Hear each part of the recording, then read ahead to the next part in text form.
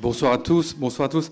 Je suis Alexis Brézet, je suis le directeur des rédactions du Figaro et je voudrais, au nom du groupe Figaro, vous remercier d'abord, monsieur l'ambassadeur, vous remercier de nous avoir accueillis par ces mots si gentils et pour notre travail. Merci de nous avoir permis de venir ici.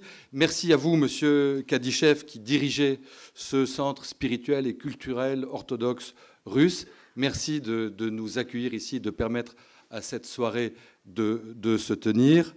Je voudrais aussi remercier le cercle Pouchkine, son président Pierre Gentillet, son vice-président que nous avons vu à l'instant, Alexandre Moustapha. Et je voudrais aussi maintenant remercier l'équipe des hors-séries du Figaro, Michel Desgégères, son directeur, Isabelle Schmitz, d'avoir fait ce magnifique travail, ce magnifique numéro sur Saint-Pétersbourg, sur cette ville absolument sublime dont tout le monde dit, et on le répète, et c'est un peu une idée comme ça, que c'est finalement la plus européenne des villes russes. Mais peut-être que la vérité, et peut-être pour cette raison-là, c'est que c'est aussi la plus russe de toutes les villes russes. Merci à tous. Et maintenant, je laisse la parole à la table ronde et à nos experts questionnés par le sagace Vincent Trémollet de Villers.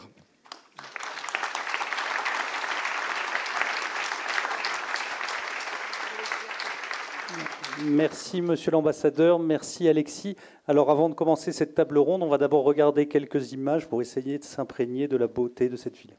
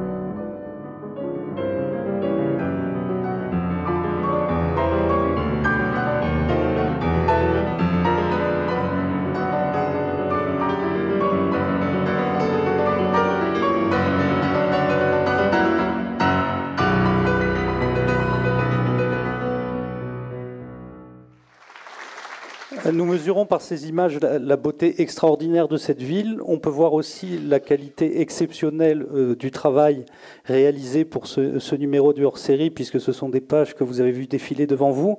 Avant de commencer cette conversation et cette table ronde, je vais profiter de ces images et de leur beauté pour remercier ceux qui ont réalisé ce Figaro hors série. Vous savez, dans les journaux, il y a les gens qui signent les articles, et puis il y a beaucoup de choses qui sont faites et qui ne sont pas signées, mais qui sont décisives pour que le journal soit de grande qualité. Donc je voudrais remercier Françoise Grand-Claude, Carole Brochard, Caroline Lecharny, Blandine Hugues, François-Xavier Ambroselli, Geoffroy Caillé et Alban Pio.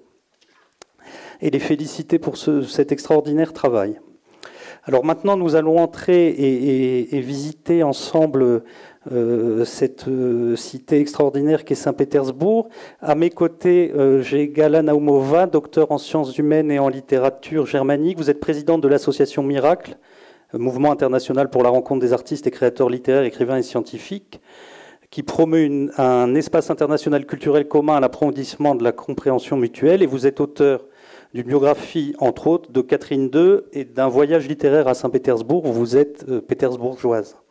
Isabelle Schmitz, qui est à ma droite, rédactrice en chef adjoint du Figaro hors série. Et à ma gauche, Michel de Gégère, le fondateur et le directeur de la rédaction du Figaro hors série et du Figaro Histoire. Michel de Gégère est aussi écrivain. On lui doit notamment une fresque exceptionnelle sur la chute de l'Empire romain qui s'intitule Les derniers jours, et un recueil de textes plus méditatifs intitulé La compagnie des ombres. Tous les deux ont été publiés aux Belles Lettres. Michel de Gégère, c'est avec vous que je vais interroger en premier sur les origines de cette ville. On ne le sait peut-être pas quand on n'a pas étudié l'histoire de Saint-Pétersbourg, que cette ville est jeune. C'est-à-dire qu'elle n'existait pas il y a 320 ans, et elle est née dans l'esprit d'un homme, Pierre le Grand, qui l'a imaginé et qui a voulu la voir sortir des eaux. Alors, Michel de Gégère, est-ce que vous pouvez nous faire entrer dans le songe de Pierre le Grand ? Merci. Oui, effectivement, cette ville est née de la volonté d'un homme. C'est la fondation canonique, si l'on veut, de Saint-Pétersbourg, c'est le 16 mai 1703, donc il y a à peu près 3 siècles. Alors il y a une scène probablement un petit peu légendaire où Pierre le Grand trace une croix sur l'île aux Lièvres, où il y aura bientôt la forteresse, tandis qu'un aigle s'envole dans le ciel et par un bon concours de circonstances, il se pose sur 2 bouleaux qui, courbés l'un vers l'autre, forment un arc de triomphe.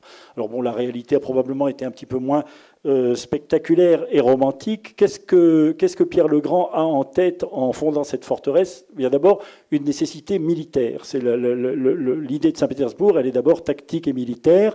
Pierre le Grand, depuis le début de son règne personnel, a commencé 2 guerres avec des succès mitigés. Une guerre contre les Ottomans qui ne s'est pas très bien passée, et puis une deuxième guerre contre la Suède qui est en cours, et au cours de laquelle il a rencontré un certain nombre de revers, et puis 2 succès, 2 citadelles suédoises qui sont tombées, et qui sont toutes les 2, l'une sur le lac Ladoga, l'autre dans le delta de la Neva. Et donc la première idée en fondant Saint-Pétersbourg, c'est de fonder dans le delta de la Neva une forteresse russe, qui empêche tout retour offensif des Suédois.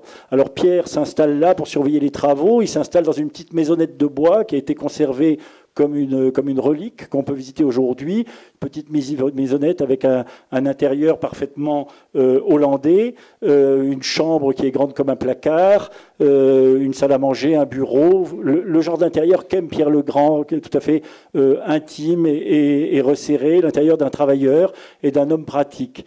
Et donc, très vite, il va envoyer un oukase pour demander au gouverneur de toute la Russie d'envoyer des ouvriers, des moujiks, des artisans, 40 000 personnes par an pour venir faire travailler à la construction de ce port, de ce chantier naval, de cette forteresse qu'il veut établir sur les bouches de la Neva. Donc ils viennent 6 mois par an, beaucoup meurent de maladies, les conditions de travail sont effectivement très difficiles, mais les travaux avancent. Et puis, il se trouve que Pierre le Grand, les années précédentes, a fait ce qu'on appelle sa grande ambassade, il a traversé l'Europe, il a visité un certain nombre de pays européens et il a été frappé par le décalage entre le développement de la Russie et le développement du reste de l'Europe, avec le sentiment une certaine arriération de la Russie. Donc il va décider de mettre fin à cette arriération en adoptant les coutumes européennes. Et donc en rentrant de cette ambassade, il impose à sa noblesse de couper, les nobles doivent couper la barbe, abandonner leur lourd cafetan pour s'habiller à l'européenne et adhérer à toutes les sciences et s'initier aux sciences européennes, aux connaissances européennes. Et Pierre le Grand est un homme lui-même très pratique. Dans sa jeunesse, il avait appris 14 métiers, lui aussi, déjà au contact des Européens dans le quartier européen de Moscou. Et au cours de son ambassade, il a appris toutes sortes d'autres métiers, parce que chaque fois qu'il rencontre quelque chose d'intéressant, il essaye de s'y initier. Il est devenu forgeron, dentiste. Dentiste, ça sera la hantise de ses courtisans, parce qu'il voudra exercer ses talents et arracher des dents. Dès qu'une dent lui paraîtra de mauvaise qualité, il prendra à l'arracher, éventuellement en arrachant la moitié de la mâchoire avec. Il se proclame également chirurgien. Alors de temps en temps, il assiste à des opérations, et puis il intervient. Et puis si le patient meurt, il trouve que vraiment le patient est de mauvaise qualité. Mais il s'initie aussi à la gravure pour cuivre, à la charpente de marine, donc quelqu'un de très pratique, de très... Et donc, si vous voulez, le projet de Saint-Pétersbourg va correspondre à cela. On dit fenêtre ouverte sous l'Europe, c'est une fenêtre ouverte sous l'Europe pour faire venir en Russie tous les savoir-faire européens. La grande idée de Pierre, c'est de faire venir en Russie tous les savoir-faire européens, tous les métiers européens, toute l'excellence européenne, eh bien, pour se l'accaparer. Et puis Pierre, d'une part dans sa jeunesse, a fait un petit peu de navigation fluviale, et puis d'autre part, au cours de son voyage en Europe, à Amsterdam, il a fait de la voile, il est tombé totalement amoureux de la mer. Et donc, avec Saint-Pétersbourg, il donne à la Russie son premier port, parce qu'il faut imaginer que la Russie de l'époque est totalement enclavée, puisqu'elle n'a pas encore terminé sa descente vers le sud, vers les mers du sud. Donc, Saint-Pétersbourg, c'est sa fenêtre vers la mer. Et amoureux de la mer, eh bien, Pierre va, par exemple, interdire les ponts à Saint-Pétersbourg, alors que Saint-Pétersbourg est dans un delta, c'est une collection d'îles en grande partie. Pour aller d'un quartier à un autre, il faut traverser le fleuve, qui est, comme vous le voyez, à l'endroit de la forteresse, extrêmement large. Et alors, Pierre interdit les ponts. Alors déjà, les ponts seraient très difficiles à établir à ces distances-là. Ils le seront, mais plus tard. Mais c'est surtout qu'il veut que tout le monde s'initie à la voile. Et d'ailleurs, au début, il interdit même les chaloupes à rames parce qu'il veut que tout le monde apprenne à faire de la voile. Et puis, comme beaucoup de ces nouveaux pétersbourgeois cool lors de cette initiation, il finit par autoriser les rames dans sa grande bienveillance. Mais le dimanche, eh bien, il organise des régates. Il prend lui-même la tête des régates. Et tout le monde, alors il y a un coup de canon qui annonce que la régate commence. Tout le monde est prié. Tous ceux qui ont un bateau sont priés de se précipiter pour la Neva pour participer à la régate du Tsar. Et donc, après avoir créé cette forteresse, il va songer à ce port ouvert vers l'Europe, il va songer à faire plus, à faire pousser sur ces rives enneigées, marécageuses, insalubres. C'est un endroit où il fait moins 30 degrés, il y a des marécages partout, des arbustes, un endroit absolument peu propice pour faire pousser une ville. Eh bien, sur cette table rase, il va rêver d'une ville idéale, d'une ville qui incarne au fond l'idéal de modernisation de la Russie qu'il a en tête. Alors à sa mort, ce rêve ne sera qu'à peine esquissé parce que les choses prennent beaucoup de temps. Il n'y aura que simplement quelques bâtiments épars, mais tout de même.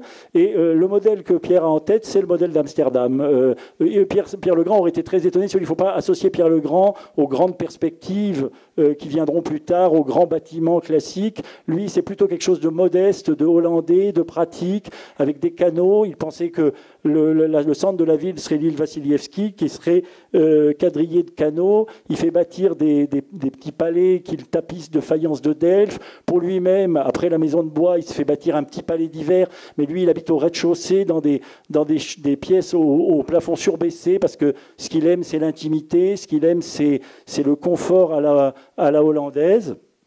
Et puis, pour les réceptions, eh bien, il charge celui qui était en quelque sorte son Premier ministre, le gouverneur de Saint-Pétersbourg, Alexandre Menchikov, qui est un ancien garçon d'étable qui est monté par ses mérites, parce que ça fait partie aussi du caractère de Pierre, eh bien, de promouvoir les gens par leurs mérites. Il le charge de construire un grand palais, le palais Menchikov, qui sera le palais de Menchikov, mais qui sera aussi le palais que Pierre utilisera bien pour ses réceptions, pour ses ambassades, palais qui est lui aussi couvert de carreaux de Delphes. Et là, tout le caractère de Pierre, si vous voulez, se révèle rituel dans la vie quotidienne de Spalé-Metchikov, où on y organise des grands bals, des grandes réceptions, où il oblige les Russes à faire des danses européennes. Alors les nobles Russes font ça un petit peu à contre-cœur, et puis quand ils sont passés à l'exercice, quand ils ont fait la chose, ben on se récompense en buvant un peu ou beaucoup. Quand tout le monde est ivre, de toute façon Pierre interdit aux gens de quitter la salle avant qu'il en ait décidé, donc personne n'ose partir, donc on boit jusqu'à être ivre-mort. Alors ceux qui tiennent le moins la route, c'est les ambassadeurs occidentaux, hein, l'ambassadeur de France, l'ambassadeur d'Angleterre. Alors eux roulent sous la table, et alors là, l'occidentalisation de Pierre cède la place à une âme de feu, et le grand délassement de la fin de soirée, c'est que on invite les convives à pisser sur les ambassadeurs, le tsar tenant lui-même la chandelle. Voilà.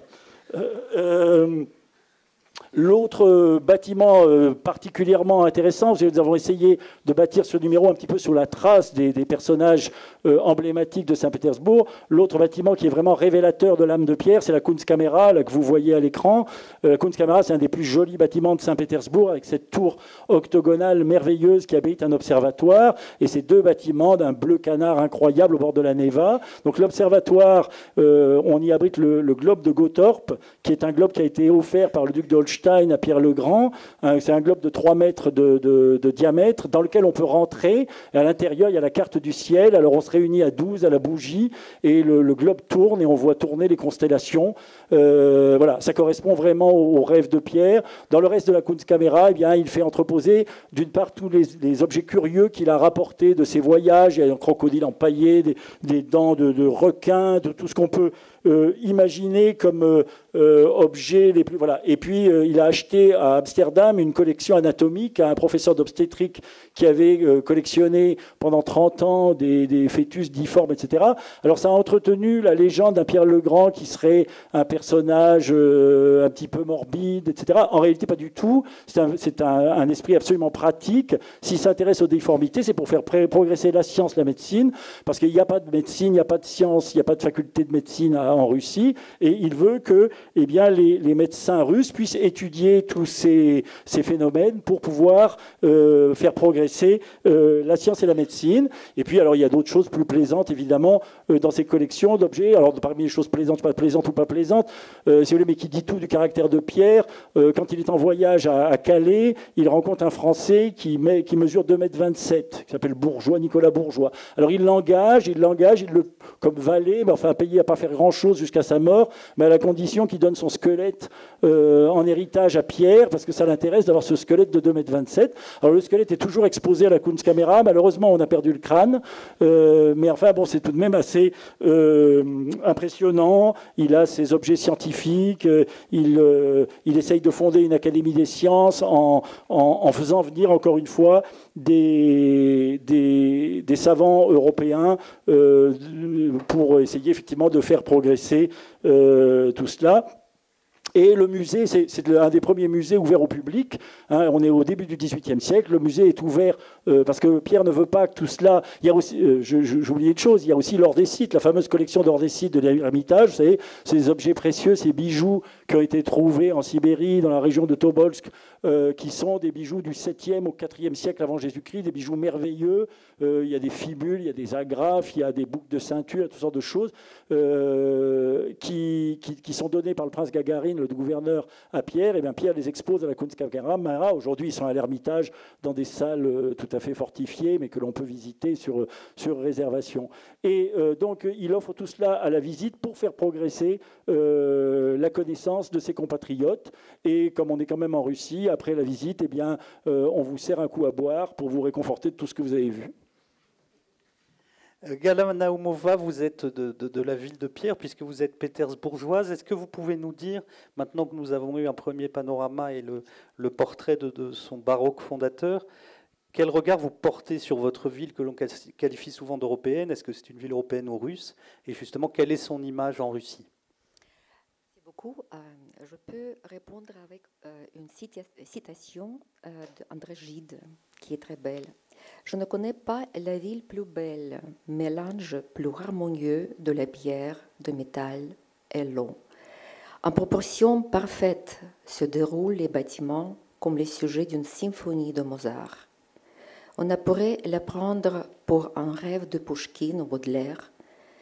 Elle se souvient parfois au tableau de Chirico, écrit André Gide.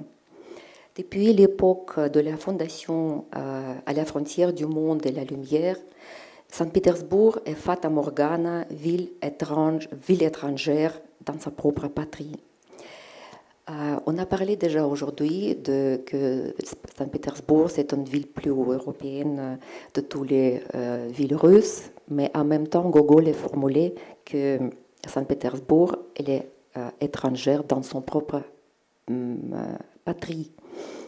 Et en même temps, c'est la ville plus russe. C'est déjà dans cette discrépance, on voit qu'il y a une grande bipolarité.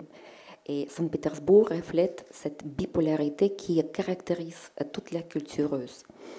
Et je voudrais donner une petite analyse anthropologique pour comprendre cette fameuse lame russe qui, on ne peut pas comprendre ni la Russie, ni Saint-Pétersbourg si on ne comprend pas cette bipolarité qui est caractéristique de toute la culture russe. C'est-à-dire, c'est un grand écart douloureux entre l'Europe et l'Asie, entre l'Est et l'Ouest, entre la vie intérieure et extérieure. Et Saint-Pétersbourg représente tout ça. Comment on peut expliquer que Pétersbourg est étrangère dans sa propre patrie? Joseph Brodsky, qui est pétersbourgeois, et il donne cette explication, je pense. Elle est très bien. Alors, c'est de mon livre, je me permets de citer. En fondant Saint-Pétersbourg, Pierre le Grand donna une nouvelle vision à la Russie. Il lui ouvrit la porte de l'Europe, qui lui était restée fermée pendant des siècles. Mais l'idée de créer une ville dans les marais du delta de Neva, les contemporains de Pierre jugé plutôt regrettable, comme si le monde russe primitif, chaleureux, attaché à la tradition, jusqu'à refuser tous les éléments étrangers, intériorisé jusqu'à la claustrophobie, tremblait et frissonnait dans le vent froid et pénétrant de la Baltique. Au nom du bien et de la gloire future de la Russie, ce projet dangereux était réalisé avec grand courage et aussi grande violence, c'est-à-dire au nom du bien et de la gloire future. Et ça, c'est très caractéristique pour les Russes. Et sacrifice, souffrance et résistance, ça, c'est vraiment les adjectifs qui sont très caractéristiques pour cette ville. Pensons à toute l'histoire dramatique et tragique de la Révolution, de la Première Guerre mondiale, de la guerre civile, et après, surtout, le siège de Saint-Pétersbourg, avec le million de morts. Et en même temps, la littérature russe est née à Saint-Pétersbourg, et pourquoi pas à Moscou, parce que c'est tous les écrivains, tous les poètes de Pouchkine, Dostoïevski jusqu'à Akhmatov, Mandelstam, Brodsky, Alexandre Blok aimaient, c'était le grand amour et la grande haine. Vous connaissez bien l'amour et la haine de Dostoïevski. Et c'est la ville même qui donne cette dimension grande amour. «Люблю тебя, Петра творенья, люблю твой строгий, стройный вид, не выдержавное течение береговой ее гранит». Et en même temps, Dostoïevski dit «Je l'aime, non, je ne l'aime pas». Холод, скука, холод и гранит. C'est-à-dire, c'est narcissisme devenu Pierre. Cette ville... c'est la ville de Pierre. C'est Pierre le Grand, et vraiment c'est la ville de Pierre qui est devenue le thème principal de la littérature russe anti-Pétersbourg. On a aimé et en même temps on ne pourrait pas partir parce que Saint-Pétersbourg, elle a créé, elle a donné, elle a pris la force, mais elle a donné la force. Soit tu es devenu Dostoïevski, ou soit tu es mort, vraiment. Et les contrastes, c'est très caractéristique, vous savez bien que ça, c'est l'âme russe. Ça, c'est extrémité énorme. Alors, si vous voulez bien, on va justement s'arrêter sur cette dimension littéraire de la ville. On a vu la dimension militaire, la dimension tragique dont vous avez parlé, avec les épreuves traversées. Isabelle Schmitz, dans le hors-série, il y a des pages consacrées aux écrivains pétersbourgeois. Est-ce que vous pouvez nous en dire un mot? Le florilège est assez impressionnant quand on fait le compte de tous les écrivains qui vivaient dans la ville de Pierre. Effectivement, il a été difficile de choisir uniquement 4 figures d'écrivains. On a choisi donc 4 figures d'écrivains pétersbourgeois parmi la multitude d'immenses talents que cette ville a produit. Pouchkine d'abord, qui, vous le savez sûrement, est considéré comme le père de la littérature russe. Ce jeune homme moscovite, au départ, qui arrive à Saint-Pétersbourg pour faire ses études, il étudie au lycée de Tsarskoye Selo, qui est le Versailles russe dont on parlera tout à l'heure, et qui offre à certains jeunes étudiants doués une scolarité. C'est là que Pouchkine et d'autres grands poètes étudient. Et Pouchkine écrit en 1833 ce qui est considéré comme le plus grand poème de la langue russe, le Cavalier d'airain ou Cavalier de bronze, dans lequel il fait dialoguer son héros, Eugène, avec la statue de bronze de Pierre le Grand, que vous avez là, qui est face à la Neva, qui est dressée. Les premiers vers de ce poème sont connus par cœur, je crois, par tous les écoliers russes. Alors, malheureusement, je ne les sais pas par cœur en russe, mais je vous les lis en français. Sur la berge, devant les flots déserts, il se tenait, plein de dessins grandioses, et regardait au loin. C'est Pierre le Grand. C'est Pierre le Grand qui se tient face à la mer, qui voit l'infini et qui déjà a tous ces dessins grandioses pour cette ville. Et chez Pouchkine, il y a un mélange de grande admiration pour Pierre le Grand, pour la grandiosité de ses dessins, et en même temps une hostilité, voire une haine pour cette démesure et ce pacte contre nature qu'il contracte pour fonder la ville. Alors, je vous lis le chant d'amour de Pouchkine qui est traduit par Alexandre Dumas, père. Oui, je t'aime, cité, création de pierre. J'aime le morne aspect de ta large rivière. J'aime tes dômes d'or où l'oiseau fait son nid, et tes grilles d'airain et tes quais de granit. Mais ce qu'avant tout j'aime, ô cité d'espérance, c'est de tes nuits blanches la molle transparence, qui permet, quand revient le mois heureux des fleurs, que l'amant puisse lire à tes douces pâleurs le billet attardé que d'une main furtive traça loin de sa mère une amante craintive. Voilà. La suite est magnifique, mais on a hélas pas le temps de tout lire, puisqu'il s'agit de 433 vers, si je ne me trompe pas. Voilà. Et alors, à la fin du poème, la bien-aimée d'Evguénie périt noyée dans les flots de la Neva, puisque dans ce pacte contre la nature, il y a bien sûr le fait de fonder la ville sur la mer et que les inondations puissent emporter les gens. Cette inondation-là a fait 500 morts. Et donc voilà, Pouchkine est également mythique pour sa mort, puisque on a intitulé l'article sur lui « L'étoile filante ». Ce poète meurt en 1837 à l'âge de 37 ans. Il meurt en duel provoqué par quelqu'un que l'on accuse d'être l'amant de sa femme. Tout Saint-Pétersbourg, enfin tous les rivaux de Pouchkine se gaussent en disant qu'il est cocu. Et lui n'a d'autre choix que de répondre au duel. Il est touché mortellement. Ce qui est très émouvant quand on visite cet appartement-musée qui est toujours au 12 quai de la Moïka, là où il habitait, c'est de savoir que le soir de sa mort, les 2 jours en fait, où Pouchkine était en train d'agoniser, 10 000 personnes de Pétersbourg, des étudiants, des hommes de lettres, des gens du peuple, se sont succédés sous ses fenêtres pour accompagner dans son agonie le poète national. Vous avez choisi 4 écrivains, donc Pouchkine.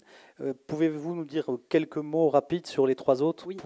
Pourquoi ce choix et comment ils appréhendent la ville de Saint-Pétersbourg? Très bien. Alors Gogol aurait certainement voulu être Pouchkine, c'est-à-dire il aurait voulu être un écrivain reconnu, un écrivain à succès, adulé. Il est très tenté par la carrière théâtrale. Il essaie de faire carrière au Théâtre Impérial, mais ça ne marche pas. Il essaie d'être peintre. Il est fonctionnaire. Et la peinture qu'il délivre des fonctionnaires dans ses nouvelles en dit long sur ce qu'il a enduré dans ses petites administrations avec des caractères médiocres. Et Gogol, du coup, passe d'un amour de Saint-Pétersbourg à une haine totale. Je vais vous lire juste un petit extrait d'une de ses nouvelles de Pétersbourg qui s'appelle La perspective Nievski. Cette large perspective que Pierre Legrand a fait tracer de l'Amirauté jusqu'à la Laure-Alexandre Nievski, qui s'étire sur 4 km et qui est vraiment l'avenue principale de la ville. 5 me dit Gala, 5,5. Alors le début de la nouvelle, ça commence pas mal. Rien n'est plus beau que la perspective Nievski, du moins à Pétersbourg. Elle est tout pour lui. Y a-t-il rien qui manque à la splendeur de cette artère, la reine de beauté de notre capitale? Voilà, alors là, il s'extasie, c'est formidable, le héros se promène, il rencontre une belle jeune femme, il se dit qu'il va vivre une histoire d'amour avec elle, et puis quand elle rentre sous un porche et lui jette un regard coquin et très éloquent, il se rend compte que c'est en fait une prostituée. Donc il est un peu déçu. Et donc il conclut sa nouvelle. Mais outre le réverbère, tout respire l'imposture. Elle ment à longueur de temps, cette perspective Nievski. Et surtout lorsque la nuit s'étale sur elle en masse compacte et accuse la blancheur ou le jaune pâle des façades. Quand toute la ville devient éclair et tonnerre. Quand des myriades d'attelages débouchent des ponts. Quand les postillons hurlent sur leurs chevaux lancés au galop. Quand le démon lui-même allume les lampes uniquement pour faire voir les choses autres qu'elles ne sont. Saint-Pétersbourg, c'est donc la ville qui promet tout mais qui ne donne rien. C'est la ville qui déçoit, la ville qui ment. Gogol la déteste pour notre plus grand plaisir parce que c'est brillant, je vous le conseille. Ensuite, Dostoïevski, peut-être quelques mots sur la place au foin de Raskolnikov. Dostoïevski, je vous raconterai plus. Alors vraiment, je vous laisse lire ses œuvres parce que sinon, j'aimerais vous lire Crime et Châtiment, mais là, on en aurait pour 6 mois. Mais Dostoïevski, je vous raconterai une anecdote touchante. C'est la condamnation en fait, dont il fait l'objet, puisque Dostoïevski, jeune, fait partie du groupe Petrachevski, qui est un groupe de jeunes libéraux qui réfléchissent et qui militent pour une libéralisation de la Russie. Le servage existe encore. Eux veulent moderniser cela. Ils sont sous le règne du tsar Nicolas Ier, qui est extrêmement regardant et qui contrôle tout. Donc ils sont arrêtés. Dostoïevski est condamné à mort, ainsi que ses compagnons. Et il arrive sur la place au foin. Il est sur l'échafaud, sur l'estrade où il va être pendu, et il voit la flèche d'or de l'Amirauté. Il se remémore cette ville qu'il a aimée et dans laquelle il va mourir. Il entend un roulement de tambour, et puis, coup de théâtre, on leur annonce finalement que le tsar vient de les gracier et qu'il n'est condamné qu'à 10 ans de bagne en Sibérie. Donc, bon, il y va. Il reste quand même pendant 4 ans avec des fers aux pieds, sans jamais pouvoir les quitter. Et aux mains également, sans pouvoir écrire. Mais là-bas, au bagne, il se convertit, il rencontre Dieu, il comprend, dit-il, l'essence de la vie et de l'âme humaine. Et c'est ça qui lui inspire ces romans absolument formidables. Il retourne donc à Saint-Pétersbourg, mais c'est une autre ville qu'il exalte dans Crime et Châtiment, dans ses autres œuvres. Et alors, la dernière figure est une femme, et elle est peut-être moins connue que les 3 précédentes, Pouchkine, Gogol et Dostoïevski. Il s'agit d'Anna Akhmatova. Anna Akhmatova est certes moins connue, mais Alexandre Solzhenitsyn l'a définie comme l'âme de la Russie. C'est une femme poète, ou poétesse, je ne sais pas ce qu'il faut dire maintenant, mais en tout cas, c'est une jeune femme extrêmement prometteuse qui publie très jeune ses premiers recueils de poèmes qui sont au début des poèmes d'amour, des choses qui en disent long sur son caractère de feu. Elle est à la fois réservée mais ardente. Vous le voyez, alors de mémoire, je vous réciterai un petit poème que j'avais appris qui s'adresse à un de ses anciens amants. Et tu pensais quoi? Tu croyais que j'étais de celles qu'on oublie et que j'allais gémissante et pleurante me jeter sous les sabots de ton cheval et que j'irais consulter la voyante et que je t'enverrais un étrange cadeau, mon mouchoir empoisonné. Sois maudit, plus jamais, ni par mes regards, ni par mes pensées, je ne toucherai ton âme pécheresse. Et je te jure, par le jardin anglais, par l'icône miraculeuse et par la chaleur de nos nuits torrides, jamais je ne reviendrai vers toi. Alors voilà. C'est clair. J'essaie de vous le faire écouter en russe aussi. А ты думал, я тоже такая, что можно забыть меня, и что брошу смала и рыдая под копыта огненного коня, или стану спроти у знахарок в наговорной воде корешок, и прошлю тебе странный подарок, мой душистый завидный платок. Будь же проклят. Не встану мне взглядом, окаянной души не коснусь, но клянусь тебе ангельским садом, чудотворной иконой клянусь, и ночей наших пламенным чадом я к тебе никогда не вернусь.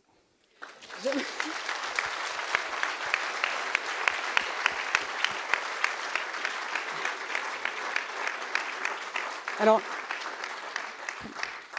pour atténuer un tout petit peu le romantisme de tout ça, Rita Talakvazé, notre excellente guide conférencière, nous disait « Anna Akhmatova, une épouse discutable qui fut mariée 3 fois et eut de nombreuses aventures, mais une veuve exemplaire. » Elle fit beaucoup pour la mémoire de ses maris, qui moururent pour l'un fusillé, pour l'autre en camp de déportation. Et donc, voilà, là, c'est la partie plus grave. Anna Akhmatova, elle aime de la Russie aussi parce qu'elle a refusé de partir.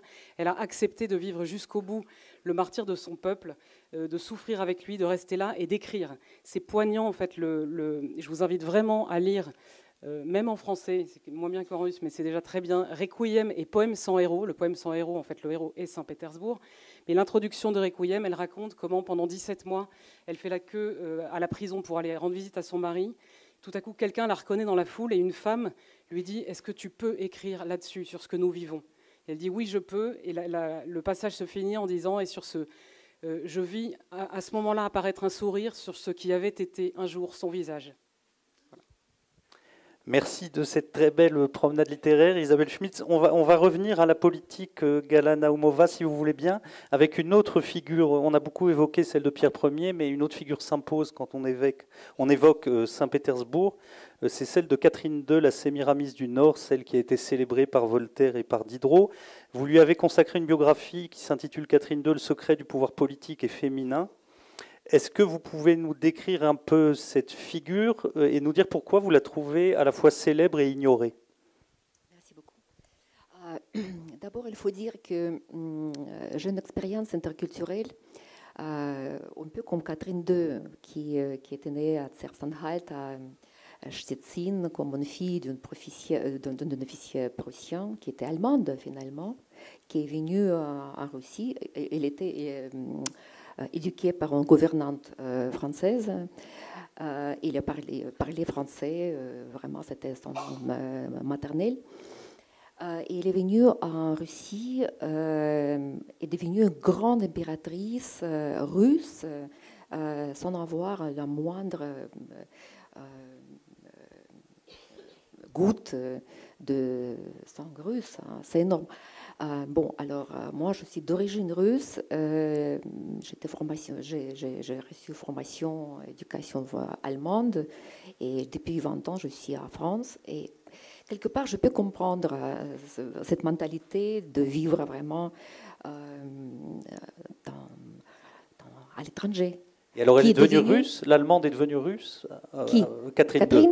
Ah oui, finalement, oui. C'est comme Saint-Pétersbourg, c'est une ville européenne avec l'âme russe.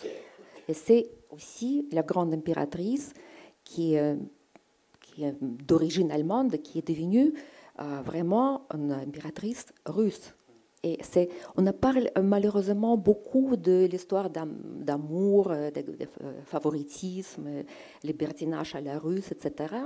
Mais on ne parle pas des grands, de toutes les réformes, de tout ce qu'il a vraiment évoqué, cette grande personnalité féminine. Et finalement, tout ce qui m'a intéressé, à mon avis, c'est vraiment les grandes synthèses qu'il a données à le monde.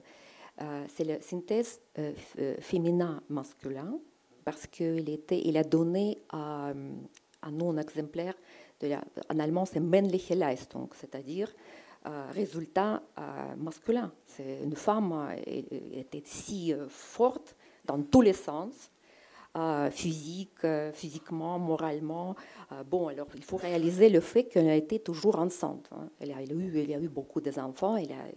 Physiquement, c'est compliqué hein, de vraiment être impératrice et femme. Et toutes les synthèses, être femme, impératrice, être mère, grand-mère, bon, ça c'est un cas spécial, mais quand même. Et 34 ans rentrer dans l'histoire russe avec une männliche Leistung. Ça, il faut le faire, hein? Chapeau. Et finalement, on ne trouve pas tout ça, parce qu'elle a donné toutes les nouvelles formes et normes pour le cours, pour l'aristocratie russe. Elle-même donnait son propre exemple. Elle se levait à 5 heures du matin, Il a fait son café ou du thé et pas dérangé les domestiques. Elle était très simple et en même temps très forte. Bon. Et vous donnez sa face lumineuse, mais on va demander à Michel de Gégère de nous raconter un épisode qui est un peu plus obscur, qui est la relation de Catherine II avec son fils Paul Ier. Vous consacrez un long article, Les fantômes de Paul Ier, dans le numéro. Est-ce que vous pouvez nous raconter un peu de cette histoire ? Oui, parce que Gala dit avec beaucoup d'indulgence pour son sujet qu'elle a été tout à la fois comme mère, Catherine II est tout de même discutable. Voilà. Paul Ier n'est pas un empereur qui ait marqué la ville de Saint-Pétersbourg par des grands travaux d'urbanisme par rapport à ses prédécesseurs, c'est-à-dire avec les tsarines du XVIIIe siècle. Il a beaucoup moins marqué de son empreinte, puisque, si vous voulez, Saint-Pétersbourg est quand même très marqué, d'une part par Élisabeth, la fille de Pierre le Grand, qui a construit les grands monuments baroques de Saint-Pétersbourg, et ensuite par Catherine II, qui, elle, a imposé le style classique, les grandes perspectives, les grandes colonnades, qui donnent son caractère à la ville. Paul Ier, il est présent à Saint-Pétersbourg à travers surtout 3 palais. Celui que vous avez à l'écran, c'est le château Saint-Michel, c'est le palais qu'il a fait, le palais forteresse qu'il a fait construire et où il est mort une trentaine de jours après s'y être installé, mort assassiné. De toute façon, il n'a pas eu le temps de marquer évidemment la ville de Saint-Pétersbourg par son règne, puisqu'il n'a régné qu'un tout petit peu plus de 4 ans. Et puis les 2 autres bâtiments, malgré tout, des 2 autres palais qui évoquent son souvenir, sont d'une part le palais de Pavlovsk, qui est une des plus belles résidences de campagne des environs de Saint-Pétersbourg, et d'autre part celui de Gatchina, qui est un des plus curieux. Et donc, par là, l'âme de Paul est présente à Saint-Pétersbourg, même s'il n'a pas remodelé la ville. Alors, quel rapport entre Paul Ier et sa mère Catherine II ? Bon, on peut dire que Paul Ier n'était pas vraiment l'enfant de l'amour. La situation est la suivante. Donc, la tsarine Élisabeth n'est pas mariée. De toute façon, elle a des amants, mais elle est stérile.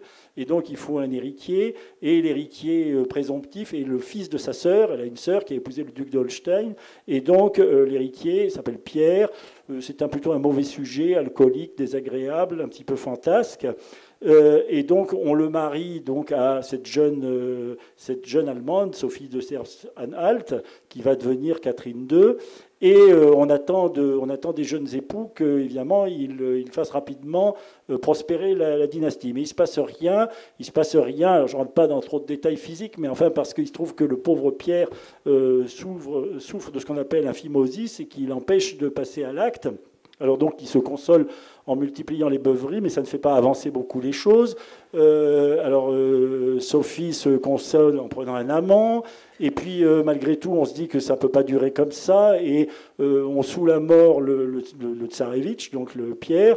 On n'a pas beaucoup de mal parce qu'il fait ça très bien tout seul, et une fois qu'il est bien inconscient, on procède à l'opération nécessaire, et une fois libéré par cette courte intervention, finalement peu douloureuse, parce qu'il n'a pas envie de la faire, parce qu'il a peur que ça fasse mal, ce qui est probable, et eh bien, il peut passer à l'acte. Et là-dessus, eh bien, Catherine est enceinte. Mais alors, enceinte de qui ? Est-ce que c'est de l'amant qu'elle avait pris parce qu'elle était lasse d'attendre ? Est-ce que c'est de son époux ? On n'en sait rien.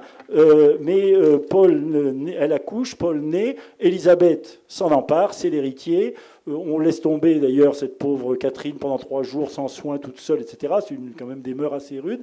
Et Paul est élevé pour être l'héritier. Et puis Élisabeth meurt, Paul a 8 ans, et Pierre, donc le mari de Catherine, le neveu d'Élisabeth, lui succède, et là, il multiplie les extravagances, notamment, il est complètement admiratif de Frédéric le Grand, de Frédéric de Prusse, et il trouve que la Russie est en guerre avec lui, ça tombe mal. Alors il conclut une paix honteuse, il lui cède les territoires que les Russes avaient conquis, il par ailleurs multiplie les réformes impopulaires, il impose la discipline prussienne à ses armées, il confisque les biens de l'Église, bref, il multiplie les mécontents, et surtout il annonce qu'il va se débarrasser de Catherine et de son bâtard. Et alors Catherine, qui n'est pas sotte, prend les devants, appuyé sur les régiments de la garde, le fait arrêter. Et 8 jours plus tard, malencontreusement, au cours d'une discussion avec le frère de l'amant de Catherine, eh bien, Pierre meurt d'une colique hémorroïdale, légèrement suspecte. Et là-dessus, Catherine part immédiatement à Moscou et se fait couronner impératrice de toutes les Russies. Alors au début, on dit, bon, bah, elle va assurer la régence au nom de son fils Paul, puisque c'est lui, malgré tout, l'héritier. Bah, pas du tout. Catherine n'a pas du tout idée, bien qu'allemande, de céder le pouvoir. Et au fond, c'est la couronne de son fils qu'elle usurpe. Et donc voilà ce petit Paul, petit, contrefait, qui va grandir, donc il y a 8 ans au moment où les choses se passent, et qui grandit dans une atmosphère où, du côté de Catherine, on le soupçonne d'être un petit peu le rendez-vous de tous les comploteurs, parce que tous les mécontents de Catherine vont avoir tendance à dire mais le tsar légitime, c'est Paul, débarrassons-nous de cette grosse Allemande et mettons notre tsar russe à sa place. Et puis ceux, au contraire, qui doutent de sa légitimité, qui racontent que de toute façon, il n'a aucun rapport avec la famille impériale, puisque il est le fils de l'amant de Catherine, qui d'ailleurs descend des Rurikides, c'est-à-dire la dynastie qui était avant les Romanov. Donc on ne sait pas si ce n'est pas légitime. Enfin, Paul, lui, ça l'ennuie qu'on raconte qu'il est un bâtard. Bien. Et il finit par se marier, sa femme meurt, une deuxième femme, et il a un héritier, Alexandre, il a un fils Alexandre, pof, on le lui enlève, Catherine refait ce qu'on lui a fait, c'est-à-dire qu'elle s'empare de l'héritier pour l'élever, parce qu'au fond, ce fils qu'elle avait possédé ne lui inspire aucune confiance, et elle préfère mettre tous ses espoirs dans Alexandre, qu'elle va élever comme son héritier naturel et légitime. Et Paul, que faire de Paul? Eh bien, on l'envoie en voyage. Catherine a besoin de nouer des alliances, et donc on va envoyer Paul et sa femme sous le nom, dans un anonymat très très relatif, tout le monde sait qui c'est, sous le nom de comte et comtesse du Nord. Ils vont visiter toute l'Europe, ils vont faire un grand voyage, aller à Vienne, à Venise, à Rome, à Naples, à Florence, à Turin, à Paris, à Bruxelles. Là, ils sont reçus par toutes les cours européennes, on leur fait des fêtes magnifiques. Louis XVI et Marie-Antoinette le couvrent de cadeaux, le prince de Condé lui fait à Chantilly des fêtes absolument mémorables, il est reçu par le pape à Rome, il est reçu par Ferdinand de Bourbon à Naples, qui l'emmène sur le Vésuve, qui l'emmène à Pompéi, qui vient d'être découvert, etc.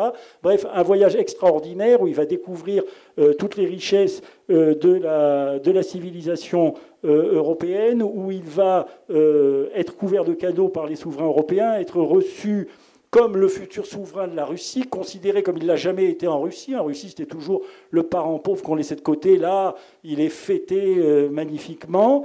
Donc, pour lui, ce voyage qui va durer 2 ans, une espèce de parenthèse enchantée, il dépense avec sa femme des sommes colossales à acheter toutes sortes de choses, des antiquités en Italie, des robes à Paris, et ils reviennent avec leur collection de cadeaux, d'achats, enivrés par ce grand tour européen. Et là, le retour est glacial.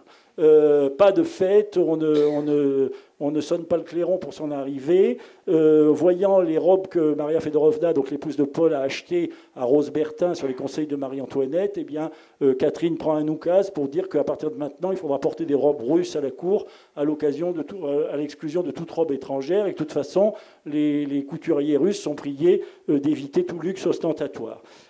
Paul, qui maintenant est un des hommes les plus cultivés de Russie, après ce voyage européen, pense qu'il va être associé au gouvernement. Pas du tout. Il est totalement mis à l'écart. Alors, pour lâcher un petit peu de lest, Catherine lui offre le domaine de Gatchina, donc cette espèce qui avait appartenu à l'un de ses favoris, Orlov. Précisément, c'est de très bon goût, l'assassin de son père. Et elle l'offre à Paul. Et là, Paul va beaucoup se plaire à Gatchina parce que c'est une architecture militaire. Et là, il va pouvoir jouer aux soldats. Il va se constituer une petite armée de 2500 hommes et faire des exercices. Alors, il se met à la tribune, là au balcon que vous voyez, et on fait de l'ordre serré dans la cour. La discipline est intraitable. Et dans le parc, c'est un grand parc romantique, très beau, avec des lacs. Et dans ce parc, on fait la guerre pour rire, pour s'occuper. Et Catherine surveille tout ça en disant tant qu'il fait la guerre pour rire, ça va très bien. Mais Paul voudrait passer quand même à la vitesse supplémentaire, participer à une vraie guerre. Il se trouve que Potemkin fait une guerre pour sauver la Crimée et la Géorgie, pour garder la Crimée et la Géorgie qui ont été conquises dans l'orbite russe. Paul veut y aller, Catherine lui interdit. Il y a une deuxième guerre en même temps avec la Suède. Alors il dit là, vous ne pouvez pas m'interdire d'y aller. Donc il y va, il s'y comporte bien, il affronte l'épreuve du feu, il est courageux. Il ne fait pas grand-chose, mais enfin on lui tire dessus, voilà. Et souvent la guerre, c'est ça. Hein. Et donc, il aimerait pouvoir donner quelques ordres. On lui dit que c'est pas du tout au programme. Et au bout de 3 mois, on le rappelle. Bon, il se dit quand même, je vais peut-être avoir la croix de Saint-Georges. Et non, il n'aura pas la croix de Saint-Georges. À la place, Catherine organise une fête au théâtre de l'Ermitage. C'est le petit théâtre qu'elle a fait construire à côté du Palais d'Hiver, où elle donne une pièce de théâtre qu'elle a écrite elle-même pour la circonstance, qui s'appelle Rate-tout ou le preux malchanceux, et qui raconte l'histoire d'un va-t-en-guerre qui rate tout ce qu'il touche. Bon, alors moi je veux bien que ce soit un modèle de maire, mais je pense qu'il y a quand même de la marge. Voilà. Et donc, il va être tsar très peu de temps. Il va être tsar pendant 4 ans, en 1796, à la mort de Catherine. Il va d'abord brûler le testament qu'elle avait laissé pour le déshériter, puisqu'elle avait laissé un testament pour dire que ce serait Alexandre, son héritier. Il va organiser des funérailles un peu bizarres, où on refera les funérailles de Pierre III, donc le mari assassiné, en même temps que les funérailles de Catherine, et on va charger le vieil Alexis Orloff, tout perclus, de porter la couronne de Pierre III sur un coussin, le tsar qu'il a lui-même assassiné. Et puis, il va lancer toutes sortes de réformes, dont un certain nombre de réformes extrêmement intéressantes. Il améliore les magasins de blé, il casse les officiers indignes, il casse les administrateurs corrompus ou incapables, il limite la corvée des serfs en imposant qu'ils puissent bénéficier des jours fériés, notamment du dimanche, il leur donne le droit de porter plainte contre leur maître. Donc vraiment une œuvre réformatrice, mais une œuvre réformatrice qui en même temps est accompagnée de toquades où il impose, alors comme son père, les uniformes prussiens, les perruques, ce qui mécontente l'armée, et puis il a des toquades, il interdit les gilets de couleur vive. Il fera un oukase pour interdire les botards verts, parce que ça ne lui plaît pas. Et il ordonne qu'on se découvre quand on passe devant le palais impérial. Enfin, toutes sortes de petites toquades, etc., qui mécontentent un petit peu tout le monde, qui multiplient les mécontentements. Puis les mesures qu'il prend en faveur des serfs, évidemment, mécontentent l'aristocratie. Et à la suite, last but not least, il envisage un retournement d'alliance. Il n'est pas content, il est dans la coalition avec les Anglais contre la France, et il veut quitter cette coalition et s'associer avec Bonaparte. Et là, l'argent anglais va pleuvoir sur les mécontents pour les convaincre de passer à l'action. Alors, je ne peux pas vous raconter tout l'assassinat de Paul Ier, c'est quelque chose de très émouvant. On peut en suivre les traces dans ce château Saint-Michel qui est au cœur de Saint-Pétersbourg, cette espèce d'énorme forteresse qu'il avait fait construire, entourée de fossés, de pont-levis, avec toutes sortes de mesures de sécurité, parce qu'il sait qu'on cherche à l'assassiner.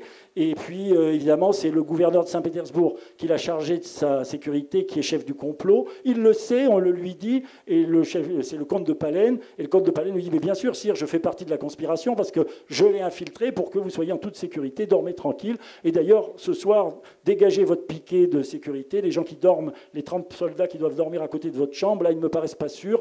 Dégageons-les, on va mettre 2 domestiques, ça sera beaucoup plus sûr.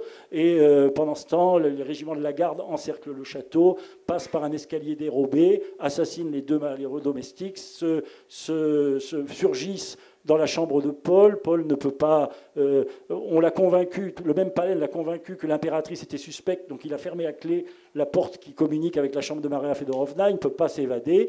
Et la conversation, on essaye d'obtenir de lui qu'il abdique en faveur d'Alexandre, c'était ça le plan au départ, et comme il refuse, il prend un coup de tabatière dans la tente et on l'étrangle avec un cordon. Et le comte de Palaine se rend chez Alexandre, qui sait qu'il y a un complot, qui est complice, qui ne pense pas qu'on va assassiner son père, qui pense qu'on va simplement le convaincre d'abdiquer en sa faveur. Et le comte de Palaine lui dit que malheureusement le tsar est mort, et Alexandre pleure.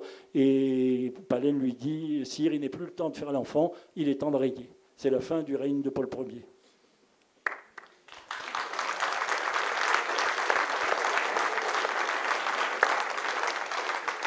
Alors, les histoires de tsars ont souvent des fins tragiques. Il y aurait une saga à écrire qui pourrait s'appeler Les Tsars maudits. Pour conclure cette conversation, Isabelle Schmitz, est-ce que vous pouvez nous raconter un épisode qui a eu lieu à l'époque de Nicolas II et qui a une caractéristique particulièrement émouvante et solennelle, puisque c'est le dernier bal qui a lieu à l'Ermitage, au palais de l'Ermitage. Est-ce que vous pouvez nous dire en quoi ce bal fut un événement marquant du règne de Nicolas II et nous décrire un peu ce bal?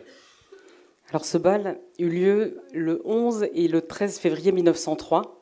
Le sujet est beaucoup moins léger qu'il n'y paraît, puisque enfin, il s'agissait de commémorer le bicentenaire de la fondation de Saint-Pétersbourg, qui avait été fondée en 1703 par Pierre le Grand.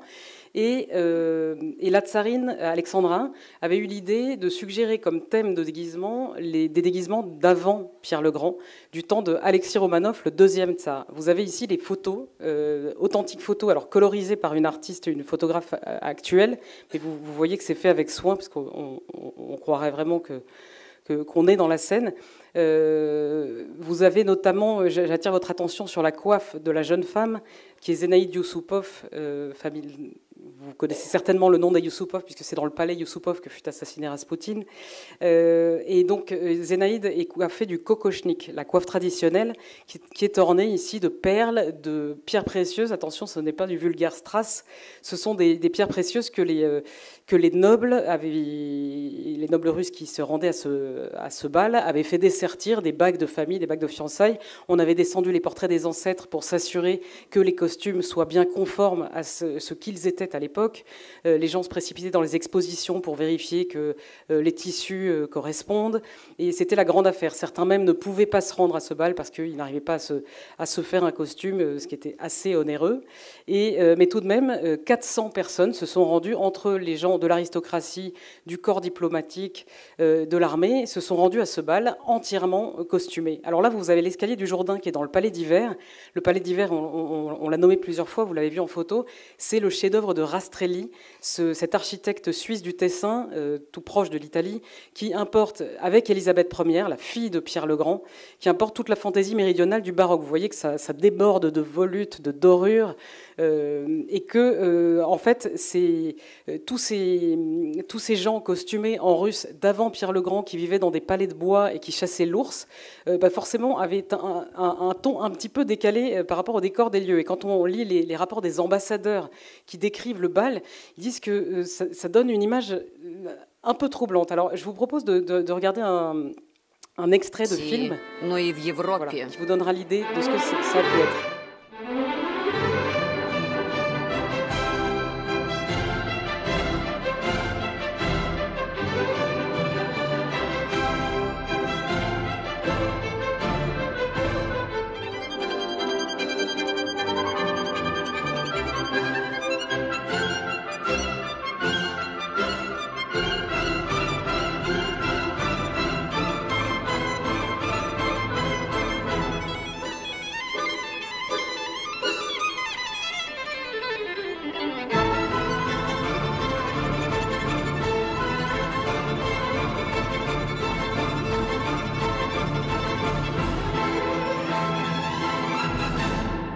Ces costumes sont très beaux, évidemment.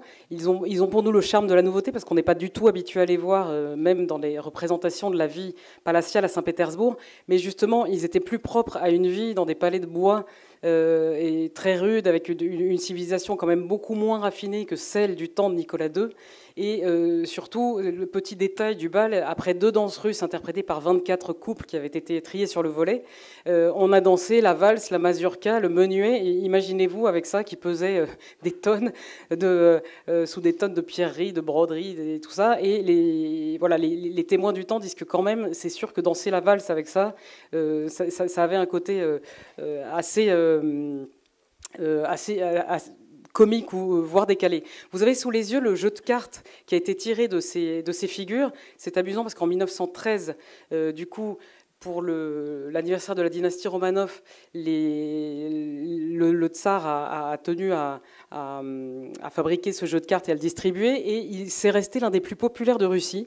Donc y compris pendant l'époque soviétique, où les ouvriers des usines jouaient avec la dame de pique, avec Zenaïde Youssoupov, la tsarine, la grande duchesse, etc., sans toujours savoir qui elles étaient. Mais en tout cas, ce bal a énormément marqué les mentalités. La dernière photo qu'on vous passera, c'est celle du couple impérial. Voilà, Nicolas et Alexandrin, qui sont costumés comme le tsar Alexei Mikhailovitch, donc le fils de Michel Romanov, qui a régné au XVIIe siècle, et dont Nicolas dit que c'était son tsar préféré. Nicolas II avait admirait Pierre le Grand pour certaines de ses réalisations, mais en même temps disait que il lui reprochait le fait d'avoir voulu moderniser à marche forcée la Russie. Ce que vous disiez, Gala, tout à l'heure, que c'était quelque chose de douloureux, Nicolas II le déplorait et avait même eu un projet de changer tout l'uniforme de la cour, du plus bas des laquais jusqu'au plus haut gradé, de faire un uniforme néo-russe qui aurait été à l'unisson des constructions architecturales qu'il faisait, qui est de la Russie d'avant Pierre le Grand, à l'unisson aussi de cette fameuse devise de Nicolas Ier, orthodoxie, autocratie, esprit national. Et en fait, les analystes, dont Alexandre Solzhenitsyn, disent que cet attachement à cette devise a été également une source de sa perte, puisqu'il a cru contre tout que l'âme de la vieille Russie existait de toute façon et que le tsar était là pour 1000 ans et qu'on ne remettrait jamais ça en cause. L'un de ses oncles, qui était présent à ce bal, remarque que dans le costume du tsar Alexis, Nicolas semble flotter un peu et semble un peu perdu. Vous connaissez la suite des événements. En 1904, le tsarévitch Alexei naît, il est hémophile, ce qui sera un grand drame de la famille impériale. En 1905, c'est la guerre russo-japonaise, la première révolution du Palais d'Hiver, et puis vous connaissez les événements de 1917. Voilà, donc on a tenu à rappeler voilà, vous avez là une représentation de l'assaut du Palais d'Hiver. On a tenu à rappeler ce bal parce que c'est le point d'orgue, le chant du cygne de la dynastie des Romanov et la fin, les vestiges d'un jour à jamais révolu.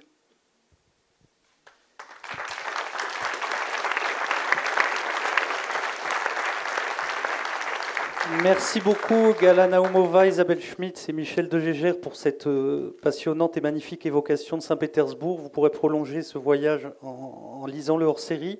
Si vous avez des questions, je crois qu'il y a des micros qui sont prévus. Ou sinon, vous levez le doigt et à l'ancienne, vous posez la question fort. Allez-y. Nicolas II était parti dans une démarche de remettre en scène la Russie d'avant Pierre le Grand. C'est bien ça. Effectivement, il avait pour la Russie d'avant Pierre le Grand une fascination. En fait, il avait l'impression que Pierre le Grand avait dépossédé la Russie d'une partie de son âme. Et du coup, il avait ce projet de revenir aux origines. Dans les constructions architecturales, c'est présent. En fait, c'est le cas dès Alexandre III, son père, qui, pour rendre hommage à Alexandre II, donc le grand-père de Nicolas II qui avait été assassiné, construit cette cathédrale qu'on verra peut-être à la fin du petit film sur Saint-Pétersbourg qui vous a été passé au début. La dernière image, c'est une cathédrale qui fait très russe, qui est en fait une copie de Saint-Basile à Moscou, et qui nous plaît à nous, mais qui est complètement incongru à Saint-Pétersbourg, puisque c'est absolument russe. Alors c'est un sujet en soi. Je vous invite à lire, si le sujet vous intéresse, les réflexions de Solzhenitsyn sur les causes de la révolution russe. C'est un petit ouvrage qui est paru en 2007 et qui est très intéressant et assez sévère pour Nicolas II, il faut le dire. Oui, je voudrais rajouter un mot là-dessus parce que c'est une des choses, je trouve, très intéressantes à Saint-Pétersbourg. En effet, on répète que c'est une ville européenne et au fond, Nicolas II l'a cru. C'est-à-dire que Nicolas II a cru que l'effort de Pierre le Grand, que la ville de Saint-Pétersbourg finalement incarne, symbolise, était une trahison de l'âme de la Russie. Et en réalité, il me semble que lorsque l'on est à Saint-Pétersbourg, on est dans une ville profondément russe. Bien entendu, les modèles architecturaux sont des modèles européens. Ils ont imité le baroque italien, le classique à la française, tout ce qu'on veut. Ils ont fait venir des architectes de toute l'Europe. Mais ils ont fait une ville qui ne ressemble à aucune ville européenne. C'est-à-dire qu'aucune ville européenne n'a, d'une part, cette dimension, cette énergie, si vous voulez, cette folie de gigantisme, et en même temps, ces couleurs extraordinaires. C'est-à-dire qu'ils font des palais baroques sous un ciel gris, avec un ciel gelé, dans un pays où il fait moins 30 degrés. Ils les peignent en bleu canard. Ils refont la galerie des glaces, mais c'est 5 fois plus grand. Alors ça plaît ou ça plaît pas. Mais si vous voulez dire que c'est une ville européenne qui est implantée par erreur en Russie et que le dôme si vous voulez, voilà, le dôme de Saint-Isaac, bien entendu, c'est une reprise du modèle qui est du modèle du Panthéon au début, et puis le modèle de Sainte-Geneviève à Paris, le modèle de Saint-Paul à Londres, tout ce qu'on veut. Mais c'est plus grand, c'est doré, c'est en même temps un peu fou, quoi. Je veux dire, on ne va pas rentrer dans dans les clichés, mais enfin, vous rentrez, il y a des colonnes en lapis lazuli, des colonnes en malachite. Il y a une démesure russe dans l'application des canons de la culture européenne qui fait un mariage qui, à mon avis, est un mariage extrêmement réussi. Et Saint-Pétersbourg révèle à la fois la profonde européanité de la Russie et en même temps sa capacité à transformer les modèles européens à l'aune de l'âme russe. Voilà. Donc je pense que ce malentendu, et la cathédrale Saint-Sauveur sur le sang versé dont parlait Isabelle il y a un instant, qui est cette imitation de Saint-Basile qui a été construite sur l'emplacement de l'attentat, de l'assassinat du tsar Alexandre II, ça devrait être le monument le plus russe de Saint-Pétersbourg, et en réalité c'est lui qui est un pastiche. Paradoxalement, si vous voulez, le monument qui imite la Russie paraît artificiel, alors que les monuments qui réinterprètent l'art européen à l'aune de l'art russe, eh bien, sont parfaitement intégrés dans cette ville. Merci beaucoup, Michel. Je crois que donc maintenant nous allons aller. Est-ce que vous avez d'autres questions? Oui, alors on va le. Est-ce que Saint-Pétersbourg a gardé l'énergie très créatrice, artistique, comme ça aujourd'hui? Oui, alors je voudrais dire que Saint-Pétersbourg reste toujours pour tout le monde, pour les Européens, la ville à travers laquelle l'Europe, le monde fait la connaissance avec la Russie.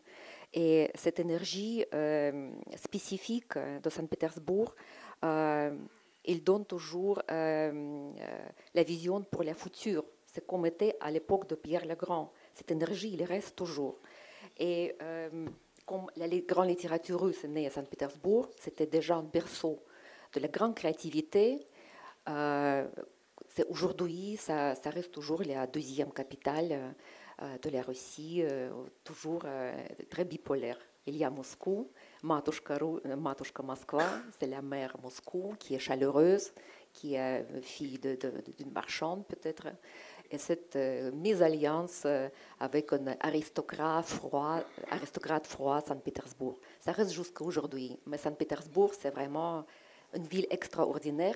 Comme Sphinx, ça reste toujours un secret pour toute la vie, pour toute la vie, pour tout le monde, comme sacrifice de dernier tsar pour la Russie. J'ajouterai simplement à l'usage des musiciens que Saint-Pétersbourg est un régal aussi, non seulement pour la promenade visuelle, mais aussi pour la musique, parce que quand vous vous promenez sur la place du Palais d'Hiver, à n'importe quelle heure de la nuit, il y a toujours des groupes qui jouent dans la rue. Pour le coup, oui, ça foisonne de créativité. Et alors, ce sont des styles plus ou moins appréciés de l'équipe du Figaro hors série, mais pour ma part, je les apprécie. Non, mais pour rebondir sur cette histoire de musique et d'européanité, si vous voulez, si on prend l'exemple de Tchaïkovski, dire que Saint-Pétersbourg n'est pas une ville russe, c'est dire que la musique de Tchaïkovski n'est pas russe. C'est exactement la même chose. Il a intégré l'apport de la musique occidentale et il l'a profondément russifié. Voilà. On va prendre une dernière question. Allez-y.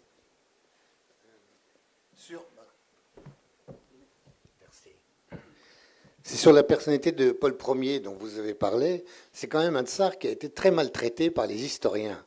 Alors vous en avez rendu compte, on le présente effectivement toujours un peu à la limite de la débilité, un passionné de la chose militaire, etc.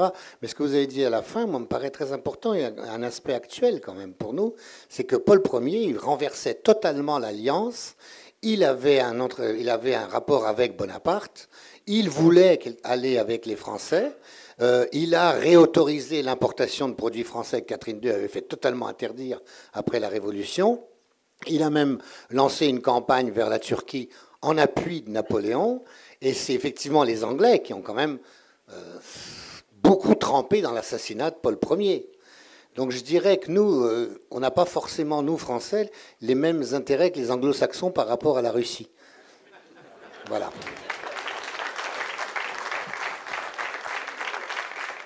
Non, sur l'implication britannique, elle est évidente, c'est le renversement d'alliance. Maintenant, ce renversement d'alliance, il a conduit les Britanniques à financer le complot, mais il n'y aurait pas eu complot s'il n'y avait pas eu un mécontentement. Si vous voulez, on a quand même des témoignages. Moi, j'ai beaucoup de tendresse pour Paul Ier, j'ai beaucoup étudié, puis son souvenir à Saint-Pétersbourg est très émouvant. On appelle le Hamlet russe, et donc il y a quelque chose de très intéressant dans le personnage, mais il n'empêche que si son propre fils, si toute son aristocratie complotait contre lui, c'est tout de même qu'il y avait aussi un problème. Et donc, on ne peut pas être un autocrate sans avoir aucun appui autour de soi. Et donc, on s'est appuyé sur ces défauts qui étaient réels pour financer cet assassinat, mais que rien ne justifie, et qui était une nouvelle mauvaise manière des Britanniques contre la politique française. Mais ça, c'est une longue tradition de la cruelle Albion. Mesdames et messieurs, encore une fois, un grand merci d'avoir partagé cette magnifique soirée avec nous. Je voudrais quand même attirer votre attention au fait qu'il s'agit de centre spirituel et culturel orthodoxe russe.